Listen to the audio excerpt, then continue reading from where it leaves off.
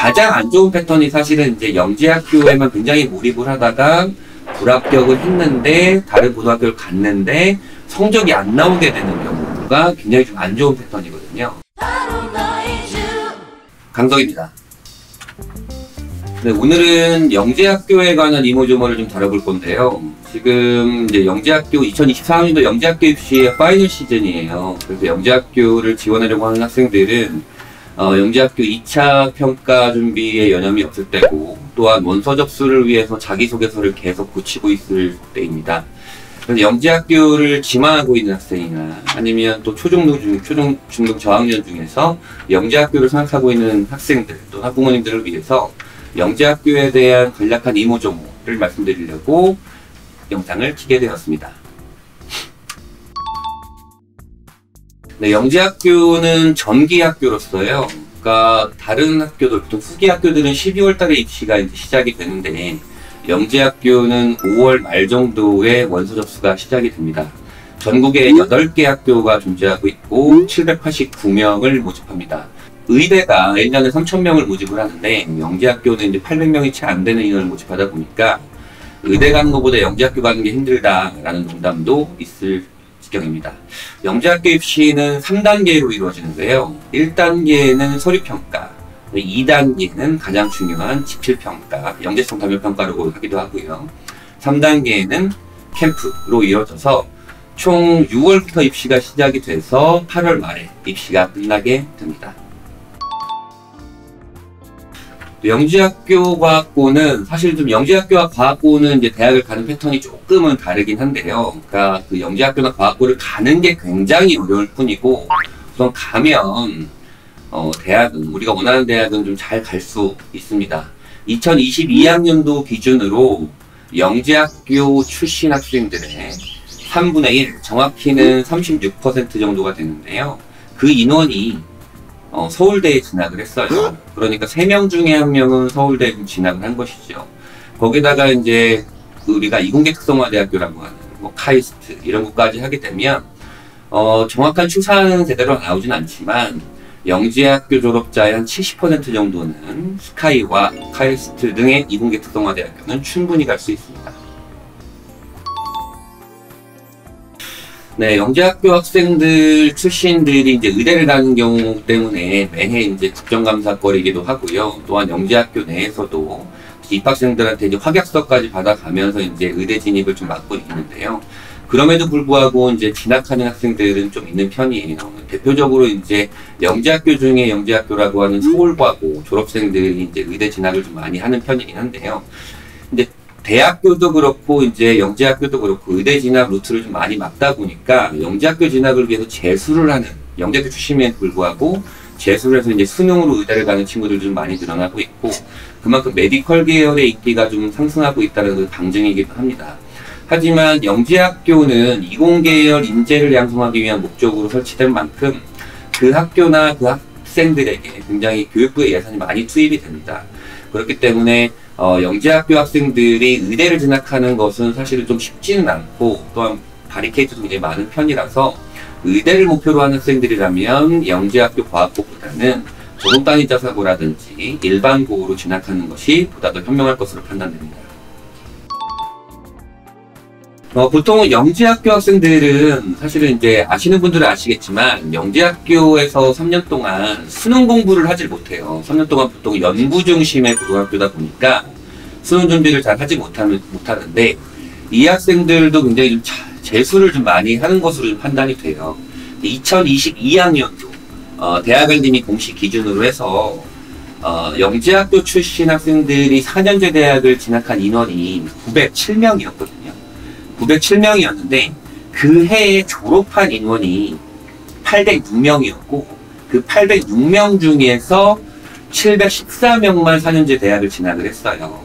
그러다 보면 총 그 2022학년도에 4년제 대학을 진학한 영재학교 출신의 학생들의 21.3% 정도는 반수 또는 재수 또는 N수를 하는 것으로 이제 추산이 되고 있고, 이 학생들은 아무래도 대부분 메디컬 계열을 목표로 하고 있는 학생들이 많습니다.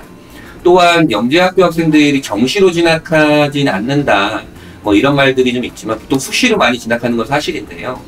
또한 그 데이터를 보면 영재학교 학생들의 7명 중에 1명, 그러니까 재수생들을 포함해서요, 13% 정도의 학생들이 정시로 진학을 하는 것으로 통계가 나와 있습니다. 사실은 이제 영재학교에 대한 현상들이 좀 많이 있거든요. 이 부분에 대해서 이제 얘기할 것들이 굉장히 많은데, 이제 영재학교가 아무래도 이제 우리가 원하는 대학교를 굉장히 좀 잘 보내고 학생들이 잘 가다 보니까 영재학교를 목표로 준비를 하는 학생들이 굉장히 많아요. 근데 이제 영재학교를 준비하기 시작하면 그 공부량이 정말 많이 늘어나거든요. 그러면서 그 약간 살인적인이라고 표현하기 좀 그렇지만, 근데 그 잔인한 그 공부량을 감내해가면서 내가 영재학교 입시까지 계속 레이스를 달릴 수 있는가를 좀 고민을 해봐야 되는데, 그렇지 않고 좀 속된 말로 그 양을 견디지 못하고 이제 나가떨어지는 학생들이 이제 공부를 아예 멀리하게 되는 경우도 있어요. 그러니까 그냥 영재학교가 대학을 잘 보낸다고 해서, 또는 내 친구들이 준비한다고 해서, 또는 학원에서 야 영재학교 준비해 라고 한다고 해서 그냥 무작정 준비한다기보다는 본인의 이제 자기주도학습 능력, 그 다음에 멘탈, 그 다음에 확실한 목표 등을 점검을 하면서 영재학교 준비를 고민을 하는 것이 좀 낫고요. 영재학교를 만약 합격을 하면 아까 말씀드렸다시피 내가 원하는 대학교를 가는 건 굉장히 좀 쉬운 일이에요. 어렵지 않은 일인데, 가장 안 좋은 건 이제 영재학교를 준비했다가 불합격하게 됐을 때 패턴이 좀 고민해야 될 점이 있어요. 영재학교를 좀 늦게 준비하는 학생들 같은 경우에는 국어와 영어를 이제 공부를 하지 못하게 되거든요.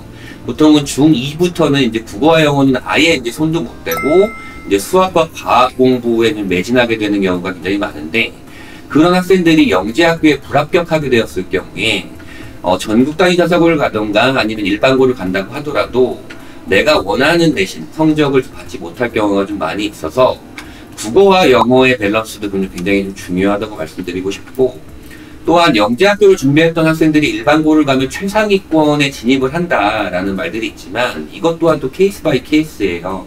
영재학교를 준비했다가 불합격한 학생들이 일반고를 갔을 때도 저격권을 학생들 반드시 있긴 하지만, 그렇지 않은 학생들도 굉장히 좀 많이 있는 편이거든요. 이럴 때는 사실은 영재학교의 준비 방식과 사실 일반고 또는 전국단위 자사고 내신과 또는 수능 패턴과는 좀 다르거든요. 그러니까 이런 것들을 좀 고민을 해가면서 좀 해야 될 거고, 가장 안 좋은 패턴이 사실은 이제 영재학교에만 굉장히 몰입을 하다가 불합격을 했는데 다른 고등학교를 갔는데 성적이 안 나오게 되는 경우가 굉장히 좀 안 좋은 패턴이거든요. 이 학생들의 대표적인, 아마 뭐 이것도 케이스 바이 케이스지만, 대표적인 학생들이 사실은 타인의, 내가 정말 목표로 하지 않고 타인의 의견, 부모님이라든지 아니면 친구들이라든지 또는 학교 학원 선생님들이라든지 타인의 의견에 의해서 억지로 좀 준비한 패턴이라든지, 또는 억지로 이제 공부는 하긴 하는데 이제 떠먹여주는 습관들, 그러니까 본인이 스스로 굉장히 찾아서 공부하거나 원해서 목표를 가지고 공부하는 게 아니고 해야 하니까 억지로 공부하는 학생들이 나중에 그 동력을 좀 잃게 돼서 진학을 했을 경우에 성적이 안 나오게 되는 경우가 있는데, 이러한 학생들이 좀 재수를 좀 많이 하는 패턴이긴 하고요. 또한 영재학교를 준비했다가 불합격했는데 다른 고등학교를 가서 수학과 과학은 굉장히 잘하는데 다른 과목의 밸런스가 무너지는 케이스들이 되게 많은데요. 이 친구들이 좀 문제가 되게 커요. 그러니까 이 친구들은 우선은 대학교의 눈높이는 굉장히 높아요. 수학과 과학을 잘하니까. 하지만 다른 과목의 밸런스가 좀 많이 안 좋은 편이라 상위권 대학 진학에는 좀 쉽지가 않은 상황인데, 대학의 눈높이 높다 보니까 이 학생들이 대부분 이제 반수와 재수를 하게 되는 패턴입니다. 가장 안 좋은 케이스는 아예 성적이 안 나오니까 학교를 이제 자퇴를 하고 검정고시를 본 다음에 이제 정시 수능으로 이제 몰입을 하는 친구들이 있는데, 이 또한 성공 과정은 또 케이스 바이 케이스입니다. 이것도 사실은 여러 가지가 있는데요. 보통 이제 수학을 잘한다 또는 과학을 잘하거나 좋아한다 이런 학생들을 보면 이제 내가 부모더라도 아니면 내가 학교 학원 선생님이더라도 친구들이라도 그 친구한테 이제 야 영재학교는 과학은 준비해봐 이렇게 하면서 내가 귀가 솔깃해지는 경우가 있거든요. 수학과 과학을 잘하고 좋아하는 것은 사실은 합격 요건은 아니고 기본 자격 요건이에요. 기본 자격 요건이고, 그럼 영재학교를 내가 그럼 준비를 해야겠다 말아야겠다라고 이제 기준점을 잡는데, 첫 번째 생각해야 될 것은 내가 정말 영재학교 진학을 해서 이공계열로의 꿈이 좀 명확한가. 그것을 첫 번째로 좀 바라봐야 될 것이고, 두 번째는 내가 다른 과목들과의 밸런스는 어떠한가 또 바라봐야 될 것이고, 타인이 나한테 얘기했을 때 수학과학을 잘한다 라는 것이 내가 정말로 잘하는 것인가를 검증하기 위해서는 여러 가지 이제 뭐 유명한 학원들이라든지 그런 것들 테스트를 받아보는 경우도 있을 것이고, 또한 이제 지능검사나 학습검사들 되게 유명한 것들 있잖아요. 뭐 웩슬러 검사라든지 이런 것들을 바라보시면서 좀 객관적으로 본인을 판단해 보시는 것도 좋은데, 또한 이 검사들을 또 맹신하시는 것도 좀 문제가 좀 생길 수도 있어요. 물론 가장 이제 신뢰도가 있는 검사들이 좀 많이 있지만, 그 검사 결과만을 가지고 내가 영재학교를 갈 수 있다, 가야 한다, 또는 준비한다 라고 무조건 생각하는 것은 나중에 또 살아가는 환경에 되게 좌우지하는 경향이 있기 때문에, 그 검사 결과만을 보지 마시고 검사 결과와 그다음에 본인의 어떤 학습 성향과 그다음에 본인의 진로 목표와 테스트 결과들, 이런 것들을 생각을 하시면서 준비를 하시게 되고요. 그다음 기본적으로 영재학교를 준비를 언제 내가 결정을 해야 되는가에 대한 문제가 있는데, 다른 곳들을 보면 사실은 초등학교 4학년부터 막 달리기 시작하는 경우도 있어요. 저는 뭐 그렇게까지는 필요 없다고 생각을 하는데요. 왜냐하면 영재학교 입시라는 게 사실은 좀 머리가 좀 말랑말랑해야 되는 경우가 있거든요. 창의력도 좀 필요하고 다양하게 시각도 바라봐야 되고 그런 게 있는데, 처음부터 굉장히 많은 양으로 달리다 보면 아이들이 머리가 딱딱해지고 그것에만 이제 좀 편향되게 좀 생각하는 경우도 있어요. 그래서 저는 이제 수학과학을 좋아하고 호기심이 많고, 그러니까 사랑하게 되는 계기를 마련하는 것이 굉장히 중요하고, 본격적인 준비에 대한 결정 또는 고민은 초등학교 6학년 2학기 정도, 늦어도 한 6학년 겨울방학 정도부터는 고민을 해보시는 게 낫고요. 그 고민 지점의 기준은 아까 말씀드렸던 검사라든지 테스트라든지 본인의 목표라든지 이런 것들을 기준점으로 잡고 준비하시면 될 것 같습니다. 구독, 좋아요, 알람 설정, 유진TV 사랑해주세요.